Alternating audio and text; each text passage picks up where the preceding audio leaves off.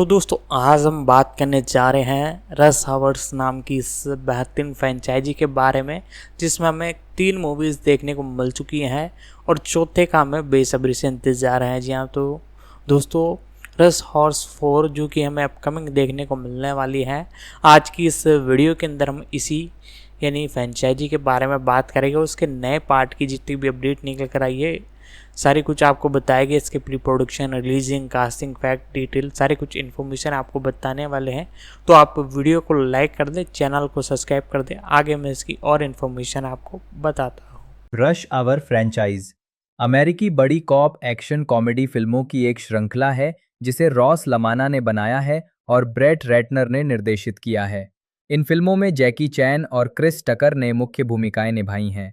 तीनों फिल्में Hong Kong police force HKPF के चीफ इंस्पेक्टर ली चैन और Los Angeles police department LAPD के डिटेक्टिव जेम्स कार्टर टकर नामक 2 पुलिस जासूसों के इर्द गिर्द घूमती हैं, जो हांगकांग और लॉस एंजलिस में भ्रष्ट अपराधियों से जुड़े अपने कारनामों की श्रृंखला में शामिल होते हैं। फिल्मों में मार्शल आर्ट, अजीब परिस्थितियों और पूर्व पश्चिम संस्कृति के झटकों से जुड़ा हास्य और बड़ी कॉप उपशैली के तत्व शामिल हैं। ये फिल्में 1998 से 2007 तक सिनेमाघरों में रिलीज हुईं और व्यावसायिक रूप से सफल रहीं, लेकिन समीक्षकों की प्रतिक्रिया मिली-जुली रही। फिल्में व्यस्त समय मुख्य लेख रश आवर 1998 की फिल्म रश आवर 18 सितंबर 1998 को रिलीज हुई और इसने दुनिया भर में $240 मिलियन से अधिक की कमाई की। जेम्स कार्टर की भूमिका के लिए मूल रूप से मार्टिन लॉरेंस पर विचार किया गया था। अंततः क्रिस टकर को इस भूमिका के लिए चुना गया। निर्देशक ब्रेट रैटनर, जो जैकी चैन की हांगकांग फिल्मों के बड़े प्रशंसक थे, ने महसूस किया कि अमेरिकी दर्शक जैकी की अन्य फिल्मों के चुटकुलों से परिचित नहीं होंगे और उन्होंने जानबूझकर उनके कुछ चुटकुलों का पुनः उपयोग किया। उदाहरण के लिए वह दृश्य जहां इंस्पेक्टर ली गलती से डिटेक्टिव जॉनसन एलिजाबेथ पेना के स्तनों को पकड़ लेता है, जैकी चैन की फिल्म मिस्टर नाइस गाय 1997 का एक संदर्भ है। रश आवर की शुरुआत 1995 में पटकथा लेखक / उपन्यासकार रॉस लामाना द्वारा लिखी गई एक स्क्रिप्ट के रूप में हुई थी। पटकथा को लामाना के विलियम मॉरिस एजेंट एलन गैस्मर ने वॉल्ट डिज्नी कंपनी के एक प्रभाग हॉलीवुड पिक्चर्स को बेच दिया, जिसमें आर्थर सर्किसियन निर्माता के रूप में जुड़े थे। निर्देशक रैटनर को जोड़ने और सर्किसियन और रॉजर बिर्नबाम सहित निर्माताओं के साथ 1 वर्ष से अधिक समय तक परियोजना विकसित करने के बाद डिज्नी स्टूडियो के प्रमुख जो रॉथ ने $34 मिलियन के बजट और उस समय अमेरिकी दर्शकों के बीच चैन की लोकप्रियता को लेकर चिंताओं का हवाला देते हुए परियोजना को रोक दिया। कई स्टूडियो इस परियोजना को हासिल करने में रुचि रखते थे। न्यू लाइन सिनेमा को रैटनर की प्रतिभा पर पूरा भरोसा था, क्योंकि उन्होंने उनके साथ मनी टॉक्स बनाई थी। इसलिए उन्होंने फिल्म के लिए बजट और आरंभ तिथि को लेकर एक ठोस प्रतिबद्धता जताई। रश आवर 2 मुख्य लेख रश आवर 2 रश आवर 2-3 अगस्त 2001 को रिलीज हुई और इसने दुनिया भर में $340 मिलियन से अधिक की कमाई की, जिससे ये श्रृंखला की सबसे आर्थिक रूप से सफल फिल्म बन गई। पहली फिल्म की तुलना में इस फिल्म को मिली-जुली समीक्षाएं मिली। चैन और टकर के अलावा पहली फिल्म के किसी भी कलाकार ने अपनी भूमिकाएं नहीं दोहराईं। जॉन लोन, झांग जी और रोजेलिन सांचेज कलाकारों में शामिल हुए, जबकि अभिनेता डॉन चेडल, सॉल रुबिनेक, जियानी रूसो और जेरेमी पिवेन ने अतिथि या कैमियो भूमिकाएं निभाईं। रश आवर की पहली दोनों फिल्में हांगकांग में शुरू होती हैं और संयुक्त राज्य अमेरिका के एक हवाई अड्डे पर समाप्त होती हैं। व्यस्त घंटे 3 मुख्य लेख रश आवर 3 रश आवर 3 की आधिकारिक घोषणा 7 मई 2006 को हुई और फिल्म की शूटिंग 4 जुलाई 2006 को शुरू हुई।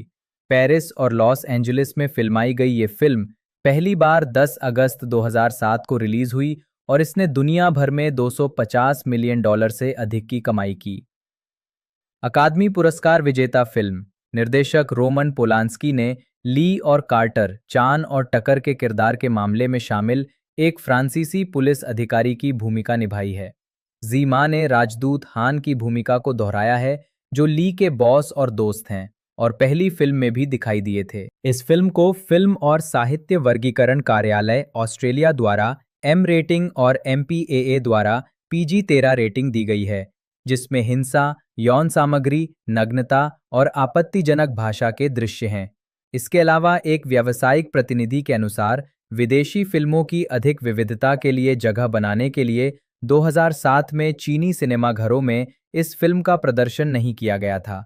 आयातित फिल्मों का कोटा प्रतिवर्ष 20 है।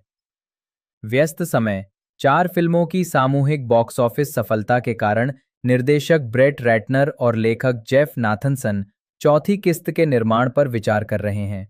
रश आवर 3 की DVD ऑडियो कमेंट्री में ब्रेट रैटनर ने मजाक में कहा कि रश आवर की चौथी फिल्म 2012 में रिलीज हो सकती है।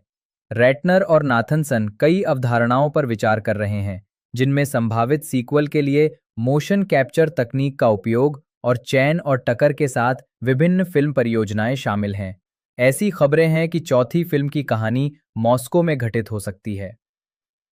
जुलाई 2009 में एक साक्षात्कार में रैटनर ने कहा कि वो डैनी डेविटो और जेट ली सहित कई सितारों के साथ रश आवर 4 में संभावित भूमिकाओं के लिए संपर्क में रहे हैं, लेकिन उन्होंने इस बात पर जोर दिया कि अभी तक कुछ भी स्वीकृत नहीं हुआ है। 2011 में वल्चर के साथ एक संक्षिप्त साक्षात्कार में रैटनर ने कहा कि एक्समैन द लास्ट स्टैंड के सीक्वल को बनाने की लागत एक्समैन फर्स्ट क्लास से अधिक होगी और यही कारण है कि रश आवर 4 शायद नहीं बनेगी।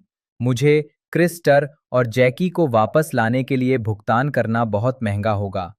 अगस्त 2011 में द ब्रेकफास्ट क्लब के साथ एक साक्षात्कार में टैकर ने चौथे भाग के प्रश्न के उत्तर में कहा, रश आवर 4 शायद आप जानते होंगे क्योंकि वो एक अलग तरह की फिल्म है। उसमें एक्शन और इस तरह की चीजें हैं और वे $20 मिलियन भी देते हैं।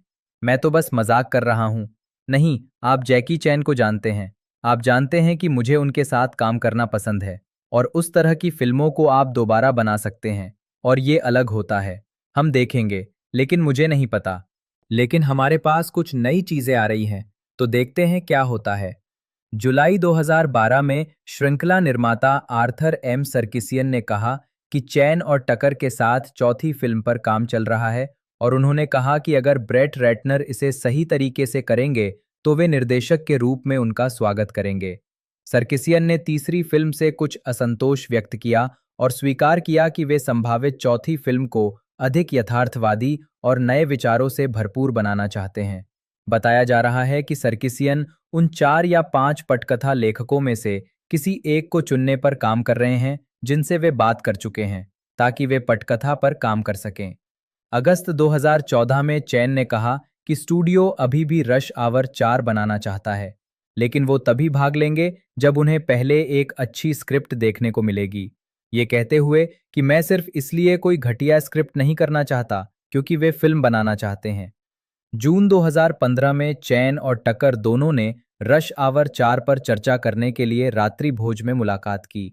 नवंबर 2016 में बिली लिन की लॉन्ग हाफ टाइम वॉक के प्रचार के दौरान टकर ने चौथी फिल्म की संभावना पर अपनी आशा व्यक्त करते हुए कहा, हाँ, हम अभी एक और फिल्म बनाने के बारे में बात कर रहे हैं और हम इसे शुरू करने की कोशिश कर रहे हैं। मुझे लगता है कि हम एक फिल्म बना पाएंगे। मुझे जैकी के साथ काम करना बहुत पसंद है और मुझे लगता है कि हम एक बहुत ही मज़ेदार फिल्म बना सकते हैं। अप्रैल 2017 में ये खबर आई कि भारतीय अभिनेता शाहरुख खान ने रश आवर 4 की कास्ट में शामिल होने के लिए हाँ कह दी है। अक्टूबर 2017 तक चैन ने कहा कि रश आवर 4 की स्क्रिप्ट पर काम चल रहा है और अगर टकर फिल्म में काम करने के लिए सहमत होते हैं तो फिल्म की शूटिंग 2018 में शुरू होने की संभावना है। उन्होंने कहा कि टकर के फिल्म में काम करने की पिछली पुष्टि के कारण उन्हें उनके हाँ कहने की उम्मीद है। फरवरी 2018 में टकर ने रश आवर 4 के निर्माण की पुष्टि की। उन्होंने ESPN के पॉडकास्ट द प्लग पर कहा, ये हो रहा है, ये अब तक की सबसे बड़ी रश होगी। जैकी तैयार हैं और हम इसे इस तरह से करना चाहते हैं कि लोग इसे कभी न भूलें। फरवरी 2019 में टकर ने बताया कि स्क्रिप्ट तैयार हो रही है। उन्होंने कहा, हम अभी स्क्रिप्ट पर कुछ चीज़ों पर काम कर रहे हैं, इसलिए हम प्रोडक्शन शुरू करने की कोशिश कर रहे हैं। लेकिन हम इस पर काम कर रहे हैं और इसे आगे बढ़ाने की कोशिश कर रहे हैं। अप्रैल में एक पॉडकास्ट में उन्होंने इस बात को दोहराया कि चौथी फिल्म अभी भी संभव है, लेकिन ये प्री प्रोडक्शन में नहीं है। हम स्क्रिप्ट के लिए कुछ चीज़ों पर काम कर रहे हैं। जैकी इसे करना चाहती हैं, मैं इसे करना चाहता हूँ, स्टूडियो इसे करना चाहता है। 2018 तक कई अभिनेत्रियों द्वारा रैटनर के खिलाफ यौन दुर्व्यवहार के आरोपों के मद्देनजर वार्नर ब्रदर्स के सूत्रों ने अनुमान लगाया कि रैटनर द्वारा रश आवर 4 का निर्देशन करना बहुत ही असंभव है। मार्च 2019 में दैट हैशटैग शो ने रिपोर्ट किया कि STX फिल्म्स द्वारा ली बिंगबिंग के नेतृत्व में रश आवर का एक महिला प्रधान रीबूट विकसित किया जा रहा था। दिसंबर 2022 में चैन द्वारा चौथी फिल्म के विकास में होने की पुष्टि की गई। नवंबर 2025 में पैरामाउंट पिक्चर्स द्वारा ब्रेट रैटनर की वापसी के साथ फिल्म को रिलीज करने की घोषणा की गई। ये बताया गया है कि अमेरिकी राष्ट्रपति डोनाल्ड ट्रंप ने परियोजना को पुनर्जीवित करने में भूमिका निभाई। अप्रैल 2026 के अंत में ये खबर आई कि रश आवर 4 को वेतन विवाद के कारण स्थगित कर दिया गया है, क्योंकि क्रिस टकर और जैकी चैन को रश आवर 3 में मिले $20 मिलियन के भारी वेतन की तुलना में केवल $8 मिलियन की पेशकश की गई थी। फिल्म की शूटिंग चीन, सऊदी अरब और अफ्रीका में होनी थी, लेकिन बाद में इसे सितंबर 2026 तक के लिए टाल दिया गया। टीवी श्रृंखला मुख्य लेख रश आवर फिल्म श्रृंखला की कहानी पर आधारित एक टीवी श्रृंखला मार्च से अगस्त 2016 तक प्रसारित हुई, जिसमें जॉन फू ने मुख्य निरीक्षक ली और जस्टिन हायर ने जेम्स कार्टर की भूमिका निभाई। फिल्मों के मूल निर्देशक ब्रेट रैटनर ने शो के कार्यकारी निर्माता के रूप में काम किया। साथ ही रश आवर के निर्माता आर्थर एम सर्कीसियन, जेफ इंगोल्ड और जॉन टर्टलटाउब भी शामिल हुए। टर्टलटाउब ने पायलट एपिसोड का निर्देशन भी किया, जबकि बिल लॉरेंस ने ब्लेक मैककॉर्मिक के साथ मिलकर श्रृंखला की पटकथा लिखी। जेम्स लेव, जिन्होंने तीनों फिल्मों के स्टंट पर काम किया था, श्रृंखला के स्टंट समन्वयक थे। ये घोषणा की गई कि जॉन फू और जस्टिन हायर CBS श्रृंखला में जासूस ली और कार्टर की भूमिका निभाएंगे। साथ ही एमी गार्सिया और जेसिका वैन नियमित भूमिकाओं में होंगी। एक सीजन के बाद श्रृंखला रद्द कर दी गई। पात्रों एक अमेरिकी एक्शन कॉमेडी फिल्म है जो 2 पुलिस अधिकारियों की जोड़ी पर आधारित है। इसका निर्देशन ब्रेट रैटनर ने किया है और इसकी पटकथा जेफ नाथनसन ने लिखी है। ये रश आवर फ्रेंचाइजी की तीसरी फिल्म और रश आवर 2 का सीक्वल है। जैकी चैन, क्रिस टकर, ज़ीमा और फिलिप बेकर हॉल ने पिछली फिल्मों से अपनी भूमिकाओं को दोहराया है, जबकि हिरोयुकी सनादा, यूकी कुदो और मैक्स वॉन सिडो भी इस फिल्म में शामिल हुए हैं। कहानी हांगकांग पुलिस बल HKPF के मुख्य निरीक्षक ली चैन और लॉस एंजलिस पुलिस विभाग LAPD के जासूस जेम्स कार्टर टकर के इर्द गिर्द घूमती है, जो चीनी गिरोहों से जुड़े एक रहस्य को सुलझाने के लिए एक हत्यारे सनादा का पीछा करते हुए पेरिस जाते हैं। 7 मई 2006 को घोषित इस फिल्म की शूटिंग 4 जुलाई को पेरिस और लॉस एंजलिस में शुरू हुई। न्यू लाइन सिनेमा द्वारा 10 अगस्त 2007 को रिलीज हुई इस फिल्म ने 125 से 180 मिलियन डॉलर के बजट के मुकाबले दुनिया भर में 258 मिलियन डॉलर की कमाई की, लेकिन समीक्षकों ने इसे सराहा नहीं। इसकी शूटिंग कैलिफोर्निया और न्यूयॉर्क में भी हुई थी। ये प्रसिद्ध फिल्म संगीतकार लाओ शिफ्रिन द्वारा संगीतबद्ध की गई आखिरी फिल्म थी। फिल्म के सीक्वल पर काम चल रहा है और रैटनर निर्देशक के रूप में वापसी करेंगे। कथानक रश आवर 2 की घटनाओं के 3 साल बाद चीनी राजदूत सोलोन हान हांगकांग पुलिस बल के मुख्य इंस्पेक्टर ली को अपने अंगरक्षक के रूप में साथ लेकर लॉस एंजलिस में विश्व आपराधिक न्यायालय में ट्राइड से लड़ने के महत्व को संबोधित करते हैं, जबकि LAPD जासूस जेम्स कार्टर एक ट्रैफिक पुलिस अधिकारी के रूप में काम कर रहे हैं। हान द्वारा शाइशेन के ठिकाने की घोषणा करने से ठीक पहले, जो चीनी माफिया के लिए बेहद महत्वपूर्ण और लगभग पौराणिक व्यक्ति है, एक हत्यारा उसे गोली मार देता है। ली हमलावर का पीछा करता है और उसे घेर लेता है, लेकिन जब उसे पता चलता है कि हमलावर उसका बचपन का पालक भाई केंजी है, तो वो हिचकिचा जाता है और उसे भागने का मौका दे देता है। ठीक उसी समय कार्टर पुलिस रेडियो पर गोलीबारी की सूचना सुनकर वहां पहुंच जाता है। हत्या के प्रयास में बच जाने के बाद हान को UCLA मेडिकल सेंटर में भर्ती कराया जाता है और ली और कार्टर उसकी बेटी सू युंग से वादा करते हैं कि वे इसके लिए जिम्मेदार व्यक्ति को ढूंढ निकालेंगे।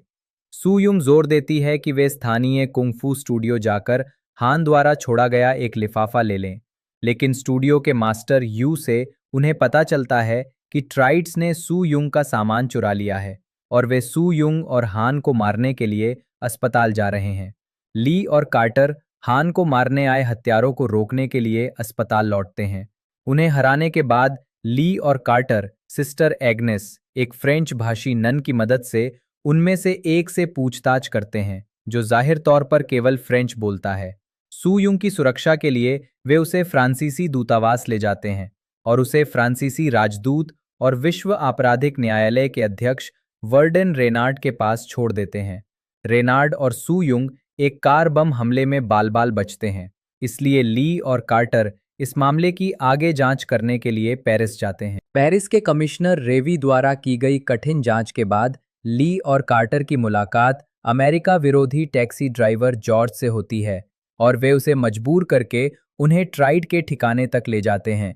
वहां कार्टर की मुलाकात स्टेज कलाकार जेनेवी से होती है, जबकि ली को गैंग की हत्यारी जैस्मीन धोखा देती है, जो शाई शेन के बारे में जानकारी होने का दावा करती है, और कार्टर ली को जान से बचा लेता है। दोनों भागने की कोशिश करते हैं, लेकिन अंततः केंजी के आदमियों द्वारा पकड़ लिए जाते हैं। उन्हें सीवर में ले जाया जाता है, जहां केंजी उन्हें पेरिस छोड़ने पर जीवित रहने का वादा करता है, लेकिन ली मना कर देता है क्योंकि केंजी हान और सू युंग के लिए ऐसा वादा नहीं कर पाता। थोड़ी देर की जद्दोजहद के बाद वह और कार्टर भागने में सफल हो जाते हैं। वे एक होटल में आराम करते हैं और ली जल्द ही केंजी के साथ अपने रिश्ते का खुलासा करता है और कार्टर को अपना भाई न मानकर अकेले आगे बढ़ने का फैसला करता है, ठीक उसी तरह जैसे केंजी ने किया था। निराश कार्टर वहां से चला जाता है, लेकिन जेनेवी को देखकर खुद को संभाल लेता है और उसका पीछा करता है। इसी बीच रेनार्ड ली से मिलता है और उसे बताता है कि शाई शेन कोई व्यक्ति नहीं बल्कि ट्रायड नेताओं की एक सूची है और जेनेवी हां की मुखबिर है जिसके पास उस सूची तक पहुंच है। जेनेवी को ढूंढने और उसे मारे जाने से बचाने के बाद दोनों उसे लेकर अपने होटल भाग जाते हैं। जैस्मीन उन पर हमला करती है, लेकिन जॉर्ज उन्हें बचा लेता है। जेनेवी ली और कार्टर को बताती है कि ट्रायड नेताओं के नाम उसके सिर के पीछे टैटू किए गए हैं और अगर ट्रायड उसे पकड़ लेते हैं तो उसका सिर कलम कर दिया जाएगा। ली और कार्टर उसे रेनार्ड के पास ले जाते हैं, जो खुलासा करता है कि वो ट्रायड के साथ काम कर रहा था। केंजी ने ली को फोन करके बताया कि उसने सू युंग को पकड़ लिया है और जेनेवी को उसके हवाले करने की मांग की। ली कार्टर के साथ जेनेवी का रूप धारण करके विग पहनकर एफिल टॉवर पर पहुंचता है।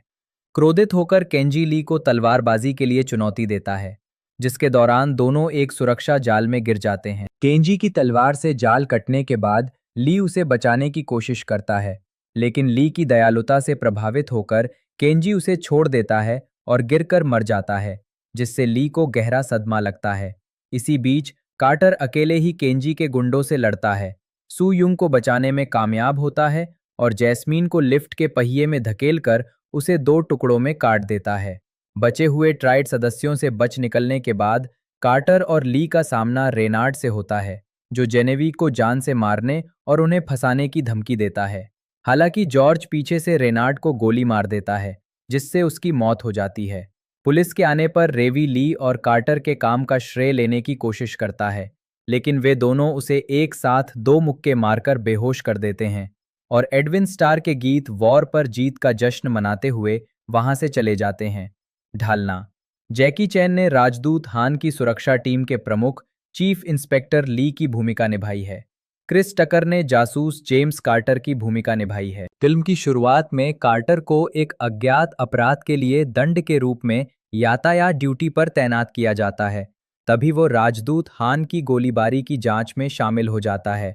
हिरोयुकी सनादा ने केंजी का किरदार निभाया है, जो ली का बचपन का पालक भाई है और ली के साथ एक अनाथालय में पला बढ़ा, लेकिन बाद में अपराध की दुनिया में चला गया। मैक्स वॉन सिडो ने वर्डन रेनार्ड की भूमिका निभाई है, जो विश्व आपराधिक न्यायालय का एक भ्रष्ट प्रमुख है और गुप्त रूप से ट्राइड्स के साथ मिली भगत करता है। जॉर्ज कैबी के रूप में यवन अटल, एक फ्रांसीसी taxi driver. Dragon lady Jasmine के रूप में Yuki Kudo, Noemie Lenoir Genevieve slash शर्मीली शेन के रूप में, एक फ्रांसीसी बर्लेस्क कलाकार जो केंजी को डेट करने के बाद ट्राइड्स के साथ जुड़ जाती है। राजदूत हान की बेटी सू युंग हान के रूप में झांग जिंगचू। जीमा ने राजदूत सोलॉन हान की भूमिका निभाई है, जो अमेरिका में चीन के राजदूत थे और जिनकी हत्या करने का प्रयास केंजी ने किया था। रोमन पोलांस्की ने कमिश्नर रेवी बिना श्रेय की भूमिका निभाई है, जो एक फ्रांसीसी पुलिसकर्मी है जो हवाई अड्डे पर ली और कार्टर पर हमला करता है और बाद में उनके काम का श्रेय लेने की कोशिश करता है। फिलिप बेकर हॉल ने कैप्टन बिल डील अश्रेय प्राप्त की भूमिका निभाई, जो एलएपीडी में कार्टर के सुपरवाइजर थे। डाना आइवी ने सिस्टर एग्नेस का किरदार निभाया है, जो फ्रेंच भाषा में पारंगत एक नन है और कार्टर और ली के लिए अनुवादक का काम करती हैं।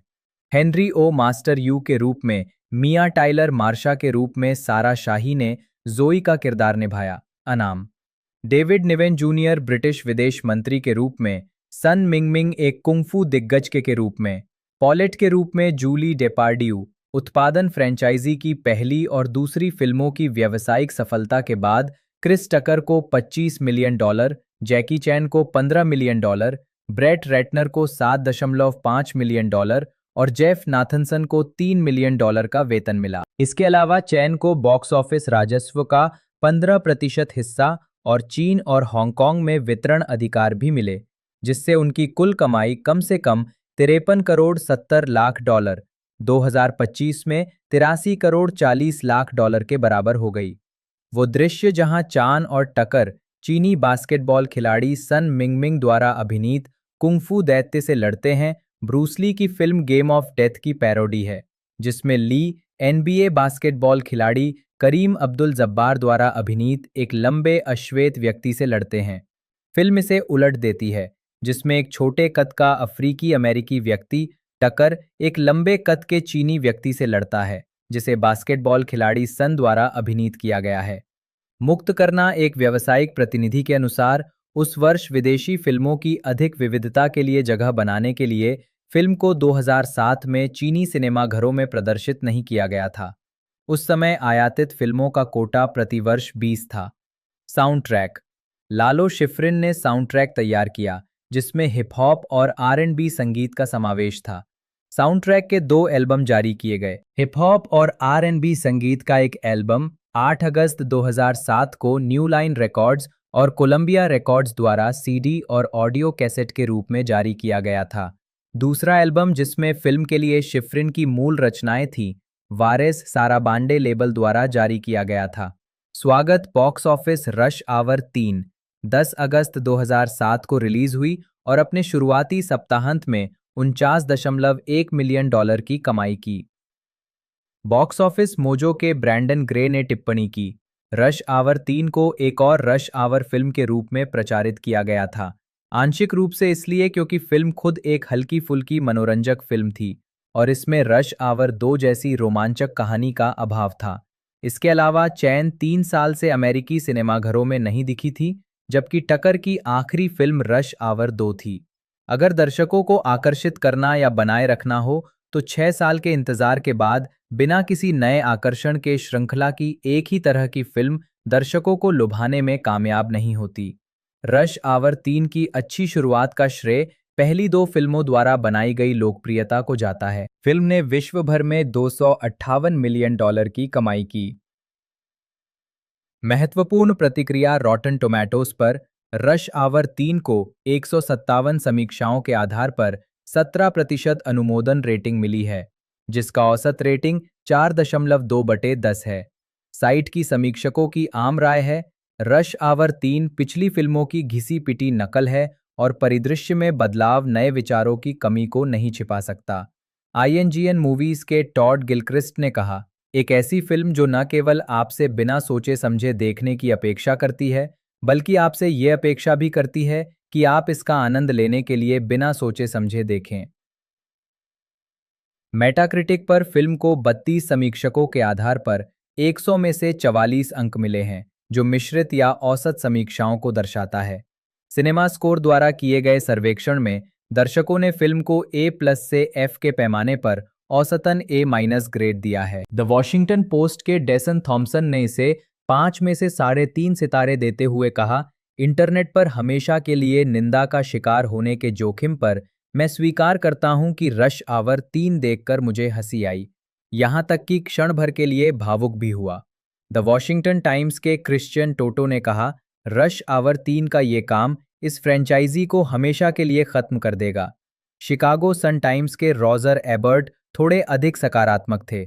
उन्होंने फिल्म को 2 सितारे दिए और कहा, एक बार जब आपको एहसास हो जाता है कि ये केवल इतनी ही अच्छी होने वाली है, तो आप आराम से बैठ जाते हैं और उस मामूली अच्छाई का आनंद लेते हैं, जो कम से कम बुरी तो नहीं है। और वैसे भी, अगर आप रश आवर 3 देख रहे हैं, तो जाहिर है कि आपके पास वैसे भी करने के लिए कुछ बेहतर नहीं था। रील व्यूज के जेम्स बेरार्डिनेली ने फिल्म को 4 में से 1.5 सितारे दिए और कहा कि फिल्म नीरस, प्रेरणाहीन और अनावश्यक थी। एम्पायर के निक डी सैमलियन ने इसे 5 में से 2 रेटिंग दी, ये समझाते हुए कि लीथल वेपन की तरह ये फ्रेंचाइजी हर अगली कड़ी के साथ सुस्त और कम रोमांचक होती जा रही है। उम्मीद है लीथल वेपन के विपरीत वे तीसरे भाग पर रुक जाएंगे। 2025 में बजफीड के साथ एक साक्षात्कार के दौरान जैकी चैन ने अपनी पिछली 2 फिल्मों की तुलना में इस फिल्म से अपनी निराशा व्यक्त करते हुए निम्नलिखित बातें कहीं।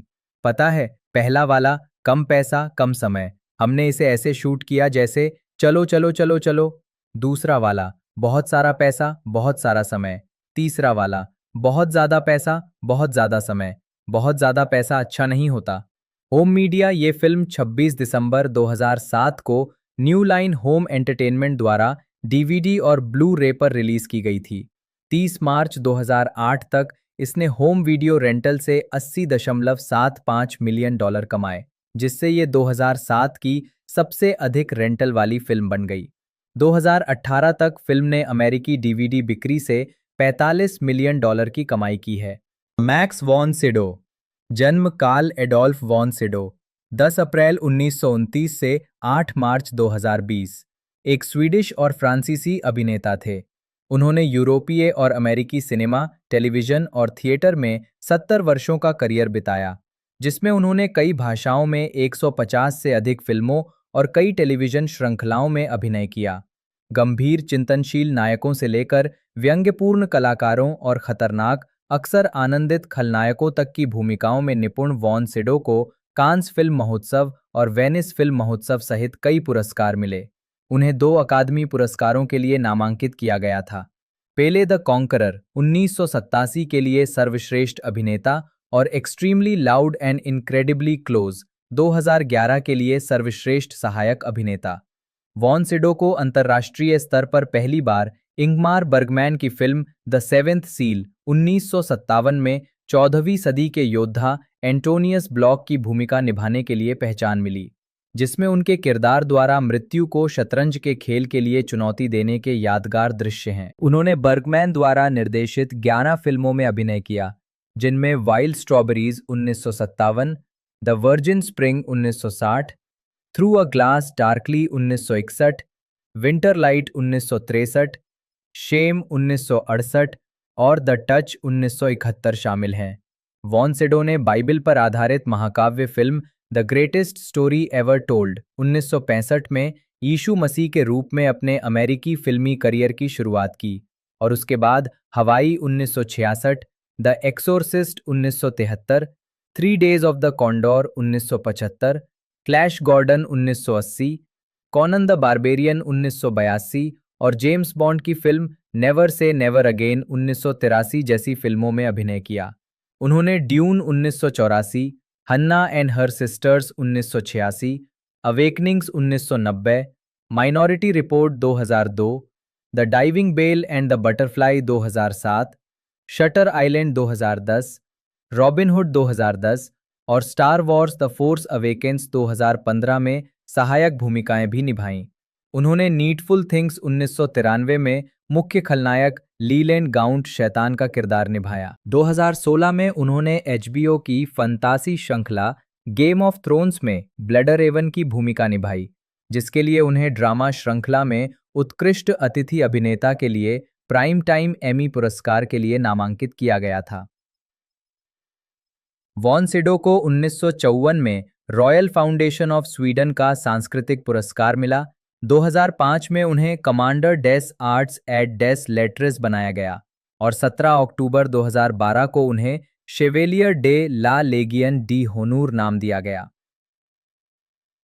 प्रारंभिक जीवन।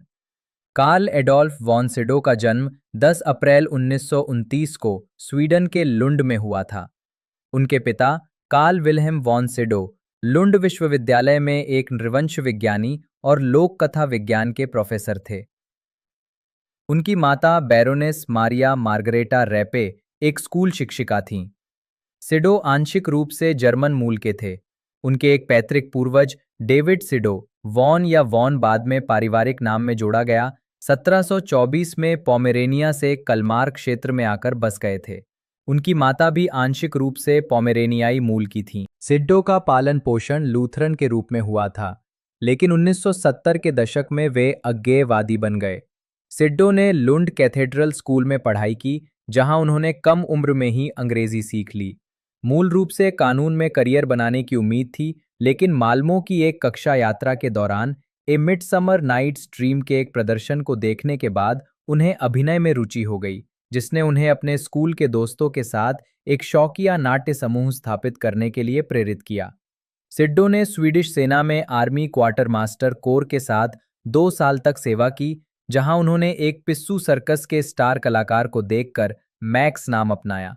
अपनी सेवा पूरी करने के बाद सिडो ने स्टॉकहोम में रॉयल ड्रामेटिक थिएटर में अध्ययन किया, जहां उन्होंने 1948 और 1951 के बीच प्रशिक्षण प्राप्त किया। रॉयल ड्रामेटिक थिएटर में अपने समय के दौरान उन्होंने एक थिएटर समूह शुरू करने में मदद की, जिसकी सदस्य अभिनेत्री इंग्रिड थुलिन थीं। उन्होंने गोयथे के नाटक एगमॉन्ट में एक छोटी भूमिका के साथ मंच पर पदार्पण किया, जिसे उन्होंने लगभग एक आपदा माना, लेकिन उनके प्रदर्शन के लिए उन्हें अच्छी समीक्षाएं मिली। आजीविका कैरियर का आरंभ मैक्स वॉन सिडो 1961 में रॉयल ड्रामेटिक थिएटर में रहते हुए सिडो ने अल्फ सजोबर्ग की फिल्मों only a mother, 12 and more 1949 और मिस जूली फ्रोकेन जूली 1951 में अपने अभिनय की शुरुआत की। 1951 में सिडो नॉरकोपिंग लिंकोपिंग म्यूनिसिपल थिएटर में शामिल हुए, जहां उन्होंने पीर गाइंट सहित 9 नाटकों में अभिनय किया। 1953 में वे हेल्सिंगबोर्ग के सिटी थिएटर में चले गए, जहां उन्होंने 2 साल के कार्यकाल में 11 भूमिकाएं निभाईं, जिनमें द टेम्पेस्ट में प्रॉस्पेरो और पिरांडेलो के नाटक हेनरी 4 की मुख्य भूमिका शामिल थी।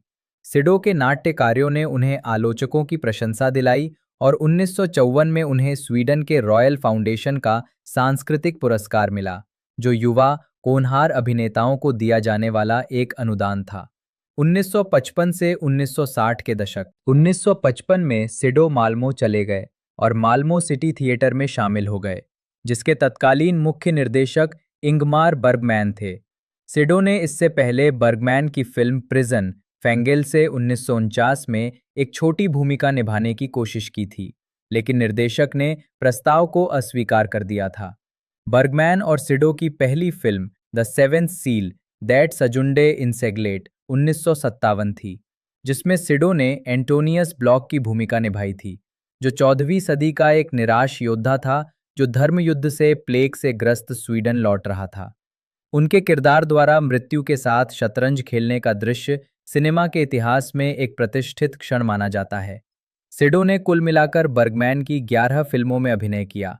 द मैजिशियन अनसिक्तेत 1958 में सिडो ने वोगलर की भूमिका निभाई, जो 19वीं सदी का एक यात्रा करने वाला जादूगर था और फिल्म के अधिकांश भाग में चुप रहता है। द वर्जिन स्प्रिंग जंगफ्रू चेल्लान 1960 में उन्होंने एक मध्ययुगीन जमींदार की भूमिका निभाई, जो अपनी बेटी के साथ बलात्कार और हत्या करने वाले पुरुषों से बदला लेता है। Through a glass darkly Sasom i spegel 1961 में उन्होंने हैरियट एंडरसन द्वारा अभिनीत एक सिजोफ्रेनिक महिला के पति का किरदार निभाया। इस अवधि के दौरान उन्होंने wild strawberries Smultronstallet 1957, brink of life Nara livet 1958 और विंटर लाइट नथवार्ड्स जेस्टरना 1963 जैसी फिल्मों में भी भूमिकाएं निभाईं। 1957 और 1962 के बीच 6 में से 5 वर्षों में स्वीडन द्वारा सिडो अभिनीत फिल्मों को सर्वश्रेष्ठ विदेशी भाषा फिल्म के अकादमी पुरस्कार के लिए भेजा गया था। बर्गमैन के निर्देशन में सिडो ने अपने रंगमंच करियर को भी जारी रखा। Cat on a hot tin roof में ब्रिक, पीर गाइंट में पीर, द मिसेंथ्रोप में एल्सेस्टे और उरफाउस्ट में फाउस्ट की भूमिका निभाई। उनके साथ गुन्नार ब्यॉर्नस्ट्रैंड भी थे।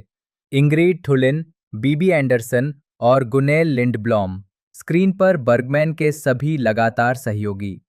मैक्स वॉन सिडो, पॉवेल रामेल और बेपे वोल्गर्स के साथ 1968 अपनी बढ़ती लोकप्रियता के बावजूद सिडो ने अपने करियर के शुरुआती दौर में अपना काम पूरी तरह से स्वीडन तक ही सीमित रखा और देश के बाहर काम करने के प्रस्तावों को लगातार ठुकरा दिया। उन्हें पहली बार 1959 के कान फिल्म महोत्सव में अमेरिकी फिल्मों में अभिनय करने का प्रस्ताव मिला, लेकिन उन्होंने ये कहते हुए प्रस्ताव को अस्वीकार कर दिया कि वे स्वीडन में संतुष्ट हैं और उनका अंतर्राष्ट्रीय करियर शुरू करने का कोई इरादा नहीं है। उन्होंने डॉक्टर नो 1962 में मुख्य भूमिका और द साउंड ऑफ म्यूजिक 1965 में कैप्टन वॉन ट्रैप की भूमिका निभाने का अवसर भी ठुकरा दिया। 1965 में सिडो ने अंततः जॉर्ज स्टीवंस का प्रस्ताव स्वीकार कर लिया और महाकाव्य film the greatest story ever told में क्राइस्ट की भूमिका निभाकर अंतर्राष्ट्रीय स्तर पर पदार्पण किया। उन्होंने बर्गमैन की सलाह के विरुद्ध ये भूमिका स्वीकार की। भूमिका की तैयारी के लिए कैलिफोर्निया विश्वविद्यालय लॉस एंजलिस में 6 महीने बिताए और मध्य अटलांटिक लहजा अपना लिया। इस फिल्म ने सिडो को व्यापक दर्शकों से परिचित कराया, लेकिन अंततः बॉक्स ऑफिस पर उम्मीदों से कम प्रदर्शन किया।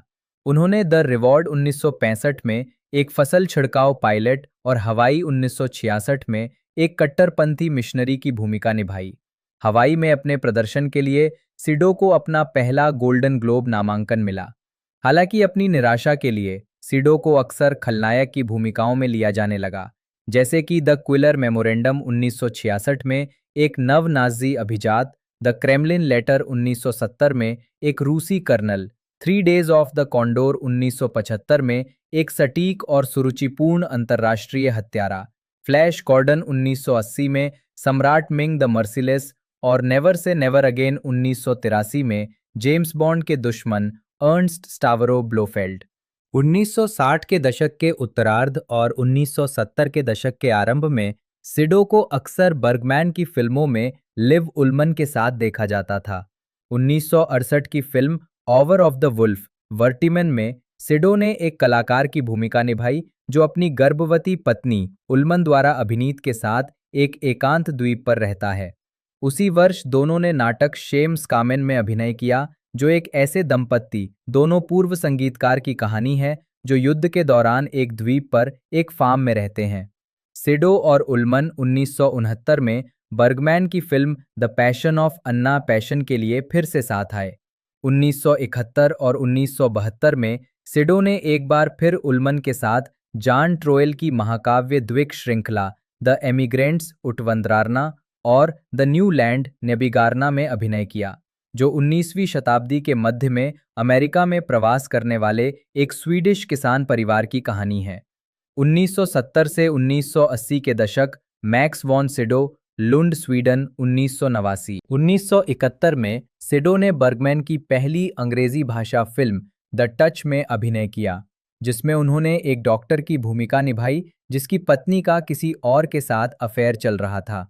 1973 में सिडो विलियम फ्रीडकिन की सबसे व्यावसायिक रूप से सफल फिल्मों में से एक द एग्जॉर्सिस्ट 1973 में दिखाई दिए। उन्होंने फिल्म के मुख्य पात्र जेजुइट पादरी फादर लैंकेस्टर मेरिन की भूमिका निभाई, जिसके लिए उन्हें दूसरा गोल्डन ग्लोब नामांकन मिला। उन्होंने फिल्म के सीक्वल एग्जॉर्सिस्ट 2 द हेरेटिक 1977 में भी वही भूमिका निभाई। 1977 में सिडो ने पैर ओलोव एनक्विस्ट के नाटक द नाइट ऑफ द ट्रिबेट्स में एलीन एटकिंस और बीबी एंडरसन के साथ ब्रॉडवे में पदार्पण किया, जो लेखक ऑगस्ट स्ट्रिनबर्ग के बारे में एक नाटक था। 1981 में उन्होंने टॉम केम्पिंस्की के नाटक ड्यूएट फॉर वन में एनी बैनक्रॉफ्ट के साथ अभिनय किया, जो सेलिस्ट जैकलिन डू प्रे के बारे में था। सिडो ने 1988 में द ओल्ड विक में द टेम्पेस्ट में प्रॉस्पेरो के रूप में ब्रिटिश मंच पर अपनी शुरुआत की। ये भूमिका उन्होंने 3 दशक पहले स्वीडन में पहली बार निभाई थी। वॉन सिडो 61वें अकादमी पुरस्कारों में 1989-1980 के दशक में फ्लैश गॉर्डन और नेवर से नेवर अगेन के अलावा सिडो ने जॉन मिलियस की Conan the barbarian 1982, John Troell की flight of the eagle 1982, Rick Moranis और डेव थॉमस की स्ट्रेंज ब्रू 1983, डेविड लिंच की ड्यून 1984 और वुडी एलन की हन्ना एंड हर सिस्टर्स 1986 में अभिनय किया। 1985 में सिडो 35वें बर्लिन अंतर्राष्ट्रीय फिल्म महोत्सव में जूरी के सदस्य थे। 1987 में बिले ऑगस्ट की फिल्म पेले द कॉन्करर में सिडो ने एक गरीब स्वीडिश मजदूर का किरदार निभाया, जो अपने बेटे को डेनमार्क ले जाता है ताकि वे अपने लिए एक बेहतर जीवन बना सकें। इस भूमिका ने उन्हें अंतर्राष्ट्रीय ख्याति दिलाई और इसे अक्सर उनके करियर की सर्वश्रेष्ठ भूमिकाओं में से एक माना जाता है। अपने प्रदर्शन के लिए सिडो को 61वें अकादमी पुरस्कारों में सर्वश्रेष्ठ अभिनेता का नामांकन मिला। फिल्म ने डेनमार्क की आधिकारिक ऑस्कर प्रविष्टि के रूप में सर्वश्रेष्ठ विदेशी भाषा फिल्म का पुरस्कार जीता। 1988 में सिडो ने हरमन बैंक के उपन्यास वेद वेजिन पर आधारित फिल्म कैटिंका के साथ निर्देशन के क्षेत्र में अपना एकमात्र प्रयास किया। इस फिल्म ने सर्वश्रेष्ठ फिल्म और सर्वश्रेष्ठ निर्देशक के लिए गुल्डबैगे पुरस्कार जीता, लेकिन स्वीडन के बाहर इसे व्यापक रूप से नहीं देखा गया। 1989 में सिडो television film red king white night में दिखाई दिए, जिसके लिए उन्हें अपना पहला प्राइम टाइम एमी पुरस्कार नामांकन मिला। उन्होंने 1989 की फिल्म गोस्ट बस्टर्स 2 में वीगो द कारपेथियन के लिए आवाज भी दी। 1990 के दशक से 2000 के दशक सिडो और बर्गमैन ने लंबे समय तक एक साथ काम नहीं किया। बर्गमैन की फिल्म फैनी एंड अलेक्जेंडर 1982 में एक भूमिका विशेष रूप से सिडो के लिए लिखी गई थी, लेकिन उनके एजेंट ने बहुत अधिक वेतन की मांग की। सिडो को ये भूमिका न मिलने का अफसोस हुआ। दोनों अंततः 1991 में द बेस्ट इंटेंशंस में फिर से एक साथ आए, जिसका निर्देशन बिले ऑगस्ट ने किया था और पटकथा बर्गमैन ने लिखी थी। 1996 में सिडो ने बर्गमैन की फिल्म प्राइवेट कन्फेशंस में अपनी अंतिम उपस्थिति दर्ज की, जिसका निर्देशन लिव उल्मन ने किया था और पटकथा बर्गमैन ने लिखी थी। 1997 में सिडो ने नोबेल पुरस्कार विजेता नॉर्वेजियन उपन्यासकार और नाजी समर्थक नट हैम्सन की भूमिका बायोपिक हैम्सन में निभाई। 1990 के दशक के बाकी समय में सिडो ने father 1990, अवेकनिंग्स 1990, until the end of the world 1991, needful things 1993, जज ड्रेड 1995 और स्नो फॉलिंग ऑन सीडर्स 1999 जैसी फिल्मों में भी अभिनय किया। फादर में अपने अभिनय के लिए सिडो ने ऑस्ट्रेलियन फिल्म इंस्टीट्यूट का सर्वश्रेष्ठ अभिनेता पुरस्कार जीता। 2002 में सिडो ने अपनी सबसे बड़ी व्यावसायिक सफलताओं में से एक में अभिनय किया। स्टीवन स्पीलबर्ग की विज्ञान कथा थ्रिलर माइनॉरिटी रिपोर्ट में टॉम क्रूज के विपरीत प्री क्राइम निर्देशक की भूमिका निभाई। 2004 में सिडो निबेलुंग गाथा के रिंग के टेलीविजन रूपांतरण में दिखाई दिए। इस शो ने रेटिंग के रिकॉर्ड बनाए और बाद में इसे संयुक्त राज्य अमेरिका में dark kingdom the dragon king के रूप में रिलीज किया गया। 2007 में उन्होंने box office hit rush hour 3 में जैकी चैन और क्रिस टकर के विपरीत खलनायकों में से एक की भूमिका निभाई और जूलियन श्नाबेल द्वारा जीन डोमिनिक बॉबी के संस्मरण के रूपांतरण the diving bell and the butterfly में नायक के पिता की भूमिका निभाई। 2009 में सिडो ड्रामा श्रृंखला द ट्यूडर्स में दिखाई दिए। 2010 के दशक वॉन सिडो ने 2010 में सिडो ने मार्टिन स्कोर्सेसी की शटर आइलैंड में एक शातिर जर्मन डॉक्टर की भूमिका निभाई और रिडले स्कॉट की रॉबिन हुड में रॉबिन हुड के अंधे सौतेले पिता सर वॉल्टर लॉक्सले की भूमिका निभाई। उन्हें स्टीफन डाल्ड्री की extremely loud and incredibly close 2011 में एक मूक बुजुर्ग किराएदार के रूप में अपने प्रदर्शन के लिए दूसरा अकादमी पुरस्कार नामांकन मिला, जो जोनाथन सैफरन फोर के उपन्यास पर आधारित है। अप्रैल 2013 में सिडो को हॉलीवुड में Turner classic movie TCM festival में सम्मानित किया गया, जिसमें उनकी 2 क्लासिक फिल्मों 3 डेज ऑफ द कॉन्डोर और द सेवेंथ सील की स्क्रीनिंग की गई। मार्च 2014 में सिडो ने द सिम्पसंस के the war of art episode में एक कला जालसाज की आवाज दी। 2015 में उन्होंने star Wars the force awakens में खोजकर्ता लोर सैंड टेक्का की भूमिका निभाई। 2016 में वो एचबीओ श्रृंखला गेम ऑफ थ्रोन्स में 3ID रेवन के रूप में शामिल हुए। अपने प्रदर्शन के लिए सिडो को अपना दूसरा प्राइम टाइम एमी अवार्ड नामांकन मिला। फिल्म और टेलीविजन में अपने काम के अलावा सिडो ने वीडियो गेम में भी हाथ आजमाया। उन्होंने the elder scrolls V Skyrim 2011 में नायक के गुरु एसबर्न को आवाज दी और गेम के पहले ट्रेलर का वर्णन किया। उन्होंने 2009 के game Ghostbusters the video game में भी अपनी आवाज दी और Lego Star Wars the force awakens 2016 में लोर सैंड टेक्का के रूप में अपनी भूमिका को दोहराया। 2018 में सिडो थॉमस विंटरबर्ग की फिल्म कुर्स्क में दिखाई दिए, जिसे द कमांड के नाम से भी जाना जाता है, जो कुर्स्क पनडुब्बी आपदा की सच्ची कहानी पर आधारित है।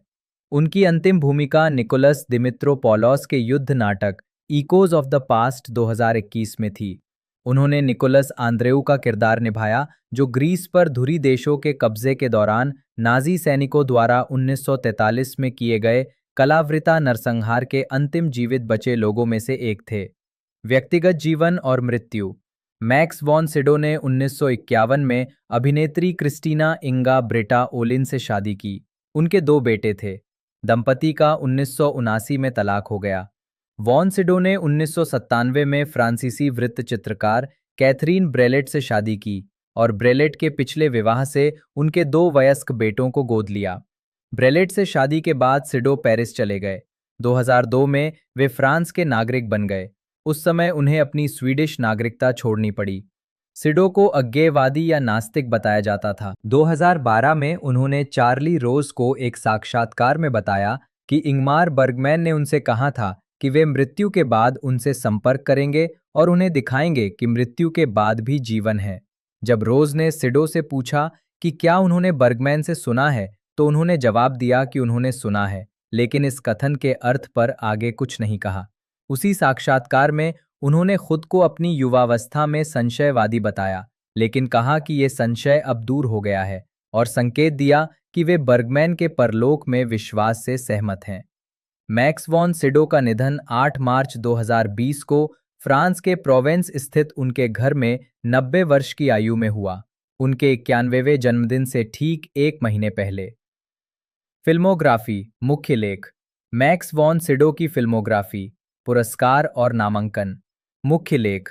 मैक्स वॉन सिडो को प्राप्त पुरस्कारों और नामांकनों की सूची। उन्हें बिले ऑगस्ट की फिल्म पेले द कॉन्करर 1987 और स्टीफन डैल्ड्री की film extremely loud and incredibly close 2011 में उनके अभिनय के लिए 2 अकादमी पुरस्कारों के लिए नामांकित किया गया था। 82 वर्ष की आयु में वॉन सिडो ऑस्कर पुरस्कार के लिए नामांकित होने वाले सबसे उम्रदराज अभिनेताओं में से एक थे। उन्हें 2 गोल्डन ग्लोब पुरस्कारों के साथ साथ 2 प्राइम टाइम एमी पुरस्कारों के लिए भी नामांकित किया गया था। 1982 में उन्हें फ्लाइट ऑफ द ईगल में अपने अभिनय के लिए वेनिस अंतर्राष्ट्रीय फिल्म महोत्सव में सर्वश्रेष्ठ अभिनेता का पुरस्कार मिला। वे 3 गुल्डबैग पुरस्कारों के विजेता भी थे और 2004 में उन्हें कान फिल्म महोत्सव से एक फेस्टिवल ट्रॉफी प्राप्त हुई। ये भी देखें, अभिनय श्रेणियों में 2 या अधिक अकादमी पुरस्कारों के लिए नामांकित अभिनेताओं की सूची। अकादमी पुरस्कार विजेताओं और नामांकित व्यक्तियों की सबसे उम्रदराज और सबसे कम उम्र की सूची। अकादमी पुरस्कारों से जुड़े रिकॉर्डों की सूची। पेले द कॉन्करर 1988 के लिए अभिनय श्रेणी में नामांकित होने वाले पहले नॉर्डिक अभिनेता।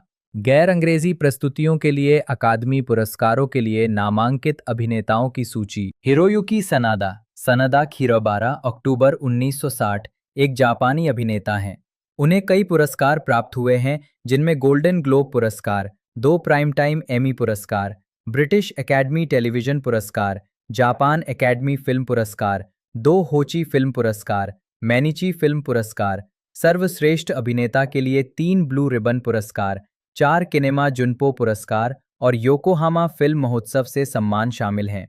2018 में उन्हें कलात्मक विकास, सुधार और उपलब्धियों के लिए जापानी सरकार से पर्पल रिबन के साथ मेडल ऑफ ऑनर प्राप्त हुआ और 2025 में टाइम पत्रिका ने उन्हें दुनिया के 100 सबसे प्रभावशाली लोगों में से एक नामित किया। सनादा ने 1960 के दशक के मध्य में 5 वर्ष की आयु में अपने करियर की शुरुआत की और वे अभिनेता सन्नी चिबा के शिष्य थे। क्योकुशिन कराटे में ब्लैक बेल्ट प्राप्त सनादा ने शुरुआत में जापानी और हांगकांग की एक्शन फिल्मों में अपनी भूमिकाओं के लिए प्रसिद्धि हासिल की और बाद में एक नाटकीय अभिनेता के रूप में अपनी पहचान बनाई। अंतर्राष्ट्रीय दर्शकों के बीच वे फिल्म रिंग 1998 में रयूजी ताकायामा की भूमिका के लिए सबसे ज्यादा जाने जाते हैं, जिसमें उन्होंने नानाको मात्सुशिमा के साथ काम किया था, जो 1997 के television drama a story of love में भी उनकी सह कलाकार थीं।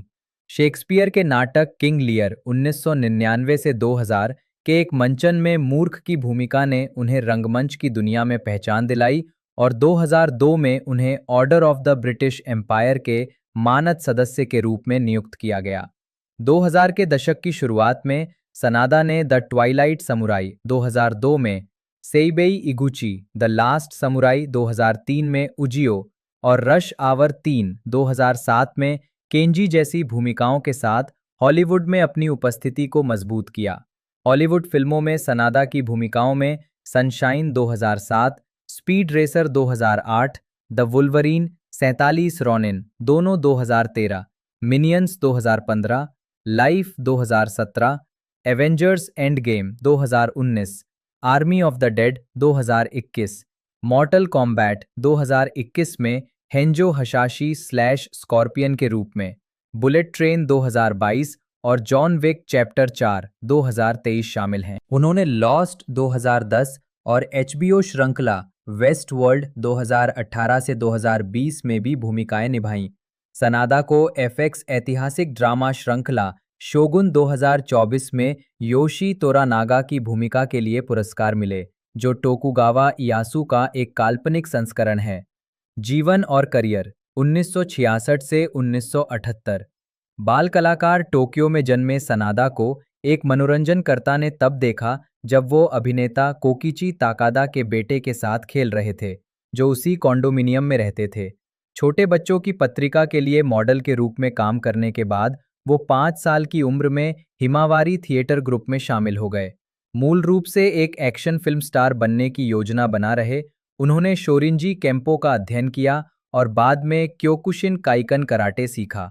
उन्होंने 8 साल की उम्र में कैचर के रूप में बेसबॉल खेलना शुरू किया। सनादा को अभिनेता शिनिची सोनी चिबा ने मार्गदर्शन दिया और वो उनके जापान एक्शन क्लब जेएसी के सदस्य थे और उनके शिष्य बन गए। 5 साल की उम्र में सनादा ने 1966 की फिल्म गेम ऑफ चांस में चिबा के किरदार के बेटे के रूप में अपनी पहली भूमिका निभाई।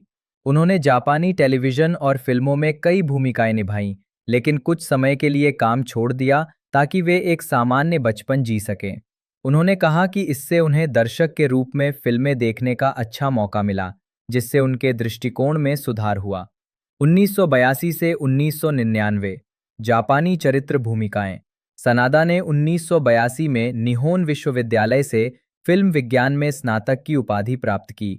1984 में सनादा ने सन्नी चिबा और 80 के दशक की आइडल हिरोको याकुशिमारू के साथ लेजेंड ऑफ द 8 समुराई में अभिनय किया, जो जापान में नंबर 1 फिल्म बनी और इसने 2.3 बिलियन येन कमाए।